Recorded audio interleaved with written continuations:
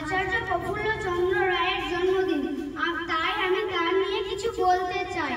আচার্য প্রফুল্লচন্দ্র রায় 1861 সালে 2রা আগস্ট জন্মগ্রহণ করেন।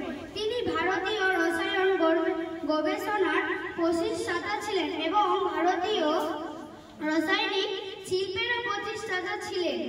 তিনি আচার্য প্রফুল্লচন্দ্র রায় মার্কারি নাইট্রেট রসায়নের আবিষ্কারক ছিলেন। তিনি একজন রসায়নবিদ, দার্শনিক, বিজ্ঞান শিক্ষক ছিলেন এবং কবিও ছিলেন। প্রফুল্লচন্দ্র রায়কে ভারতের রসায়নের জনক বলা হতো। তিনি 1944 সালে 16 জুন তিনি মৃত্যুবরণ করেন। নমস্কার।